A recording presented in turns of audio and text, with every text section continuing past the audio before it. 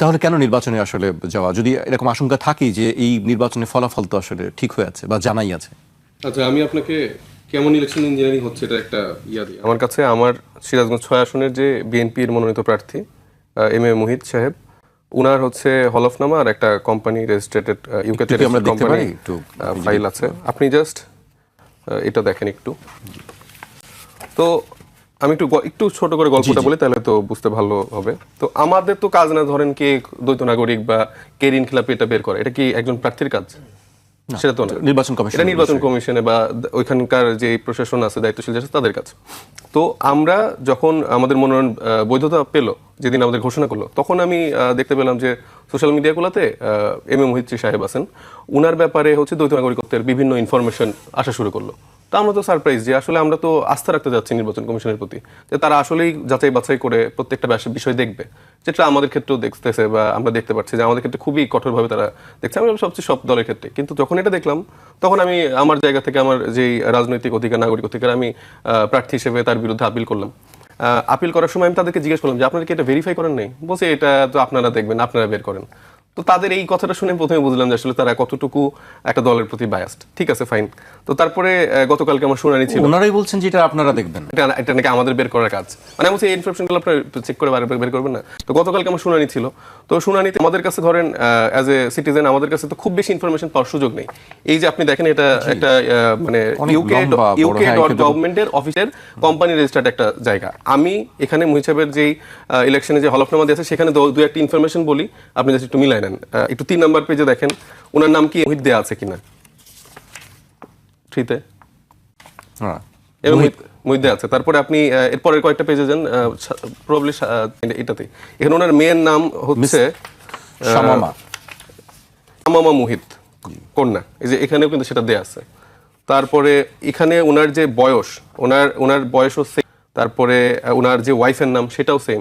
তো এখান থেকে তো মোটামুটি তার দেয়া প্রাপ্ত তথ্য অনুযায়ী কোম্পানিটা রেজিস্ট্রেড হয়েছে ইউকেতে, এবং এটা ইউকের অফিশিয়াল ইউনাইটেড কিংডমের রেজিস্ট্রি। তো এই ইনফরমেশন দেওয়ার পরে এখন যখন আপিল শুনানি হচ্ছে, তো সেখানে আমাদের সাইড থেকে যখন আমরা জাস্ট বলার চেষ্টা করলাম, উনি সরাসরি ওনার দিকে চলে গেল জাস্ট কয়েকটা কোয়েশ্চেনে, যে আচ্ছা আপনি কি ওখানকার নাগরিক?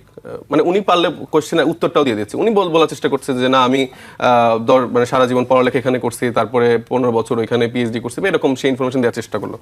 তারপরে বলছে যে উনি বলছে যে আপনি ছিলেন না তো কখনো, তাই না? বলছে না, আমি কখনো নাগরিক ছিলাম না।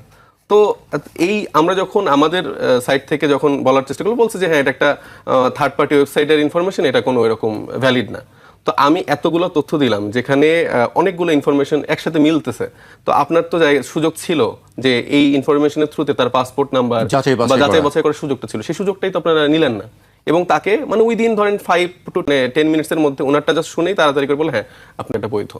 তো একটা ইলেকশন কমিশনের যতগুলো দায়িত্বশীল ব্যক্তি, এই লম্বা একটা টেবিলে সবাই বসে আছে। আপনি বলছেন এই ইনফরমেশন দেওয়ার পরে নির্বাচন কমিশন কোনো যাচাই বাছাই করেনি? না, তারা এখানে বলছে একটা জাস্ট থার্ড পার্টি ওয়েবসাইটের আপনার আরো কিছু দিতে হবে, পাসপোর্ট বা এরকম, মানে এটা দিলে হয়তো তারা একটু মনে করতো। কিন্তু এটা তো আমার দায়িত্ব না। আমি একটা বাংলাদেশি নাগরিক হিসেবে এত ইনফরমেশন কই থেকে পারবো? আপনি অভিযোগ দিতে পারেন, সে যেহেতু দায়িত্বশীল, সে তো এই ইউকে গভর্নমেন্ট বলি, এমবাসি বলি বা এয়ারপোর্টের থেকে এইসব জায়গা থেকে তো ইনফরমেশন নেওয়ার সুযোগ ছিল। তাদের সেই সদিচ্ছাটা নাই, কারণ তারা এটা ছেড়ে দিয়ে রাখছে। এরকম বিএনপির আরো 20-এর অধিক প্রার্থী আছে যাদের দ্বৈত নাগরিকত্ব আছে। কালকে শুধু একটা মাত্র ইস্যু, যেটা ঋণ খেলাপির হাসনাত আব্দুল্লাহর সাথে যে প্রার্থী আছে, তারটা শুধু অবৈধ ঘোষণা করা হয়েছে। কিন্তু আমাদের কাছে যেটা রিডিং, সেটা হচ্ছে যে তারা আইওয়াশ দেখিয়ে যে দেখেন আমরা কিন্তু সততার বিমূর্ত প্রতীক, আমরা হচ্ছে আপনাদের প্রতি বায়াসড একটা ইলেকশন কমিশন, বিএনপির প্রতি কিন্তু আমাদের কোনো বায়াসনেস নেই, কিন্তু বাকি সবগুলো এরকম করে চড়াই করে পার করে দিয়েছে। যেগুলোতে হচ্ছে যে পাসপোর্ট কপিও দিয়েছে অন্যান্য আসনগুলোতে, সেগুলো হচ্ছে যে ঝুলিয়ে রাখছে। আজকে সম্ভবত সেটার একটা সিদ্ধান্ত আসার কথা। তো একটা নির্বাচন কমিশনে যদি এইভাবে চলতে থাকে, মানে আমি আর কি এক্সাম্পল দিব, আপনার সামনে তার হলফনামা, সেই রেজিস্টার্ড ইউকের অফিসিয়াল গভর্নমেন্টের ওয়েবসাইট, কোম্পানির সব ইনফরমেশনগুলো দিলাম। চাই যারা আমাদের দর্শকরা আছে তারাও একটু রিচেক করে নিতে পারেন, তাহলে বুঝেন আপনারা আসলে কোন নির্বাচন কমিশনের অধীনে কিভাবে আসলে ইলেকশনটা করতে যাচ্ছেন।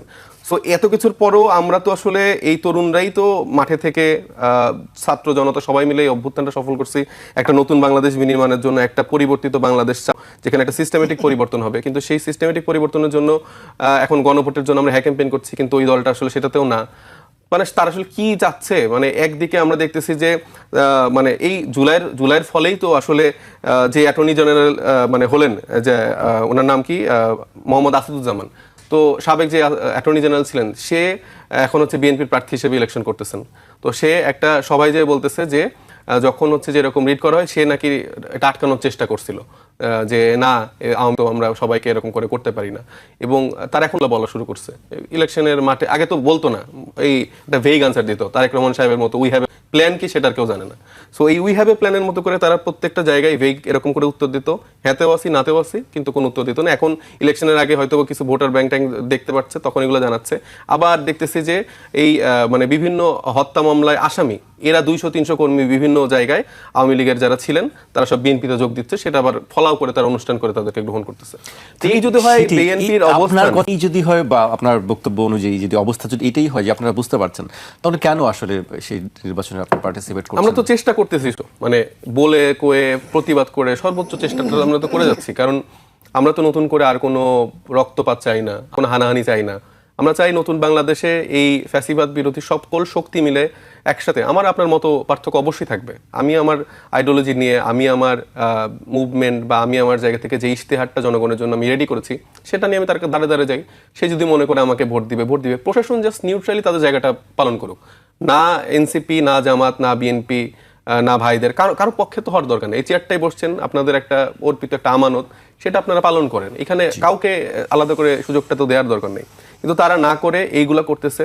এবং এই যে বিএনপি যেসব সিনিয়র লিডাররা আছে, তাদেরকে তো আমি সম্মান করার চেষ্টা করি, কিন্তু তারা যেসব ভাষায় কথা বলে তাদের উপর আস্তে আস্তে সেই সম্মানটা। গতকালকে আব্দুল আল মিন্টু সাহেব আমাদের যে লয়ার ছিলেন, তাকে উদ্দেশ্য করেই বলতেছেন তারও দ্বৈত নাগরিকত্বের একটা ইস্যু আছে, তাকে ব্লাডি সিটিজেন বলে গালি দিচ্ছে, বা এরকম করে খুব ছোট করে কথা বলছে।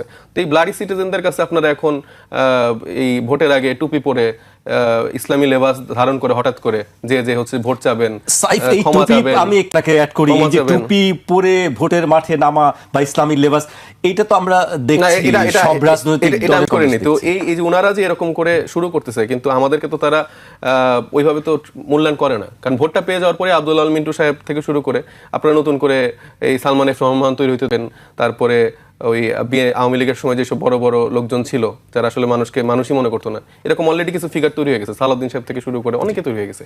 তো এরা এখনো বুঝতেছে না যে জনগণ চাইলে এটার উত্তরও দিতে পারবে। তারা যত ইঞ্জিনিয়ারিং করুক না কেন, যতই কিছু করুক না কেন, এটার ফলাফল কিন্তু খুব বেশি ভালো হবে না। এবং তারা যদি এখনো বুঝতে না পারে, সেই সময়টাও দূরে নেই। তারা যদি হাসান মাসুদদের দিল্লিতে বসায় সাপোর্ট করে,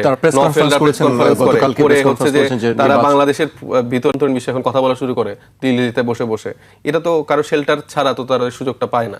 অ্যাটর্নি জেনারেল এই হচ্ছে যে সালাউদ্দিন সাহেবরা এদেরকে সুযোগটা করে দিচ্ছে, এই বড় গলায় কথা বলার সুযোগ করে দিচ্ছে। মাসুদ ভাই আছেন আমার সামনে, কিন্তু তারপর প্রশ্নটা আপনাকেই করছি। আমি কথার মধ্যে বলছিলাম যে আসলে নির্বাচন আসলেই আমাদের লেবাসটা কেন পাল্টাতে হয়? শুধু এবারের কথাই বলছি না, আমি অতীতের অনেকবার দেখেছি, অনেক যে নির্বাচনের আগেই আমাদের এটা পাল্টে যায়, বদলে যায়। এটা কেন? এটা হচ্ছে আমি বললাম যে আমরা যেই নতুন এটা সমর্থন করেন? আমি সমর্থন করি না। ধরেন আমি কিন্তু প্র্যাকটিসিং মুসলিম, কিন্তু ধরেন আমি জিন্স পড়তেছি, তো সে না, অনেকে প্র্যাকটিস পারে, সেটা তার ব্যক্তিগত চয়েস, এটা আমার কোনো রাইট নেই তাকে বাধ্য করা যে তোমার প্র্যাকটিসিং মুসলিম হতে হবে। সে তার মধ্যে যদি সেই ঈমান আকীদা না আসে, আমি আমার জায়গা থেকে তাকে সর্বোচ্চ বলতে পারবো, সে যদি আমার কাছের মানুষ হয়, কিন্তু জোর করে কারোর উপর চাপাই দেওয়ার আমার রাইটটা নাই। এখন ধরেন যে আমি এখন ফেক করে আমি টুপি পরে আলাদা করে মানে সারাদিন হচ্ছে এই কাজগুলো করছি, ওটা তো আসলে ঠিক না। আমি যখন মসজিদে যাই, অনেক সময় টুপি পরি, আবার অনেক সময় পরিও না। এটা আসলে সেই সময় আমার কাছে টুপি ছিল বা আছে কিনা সেটার উপর ডিপেন্ড করে।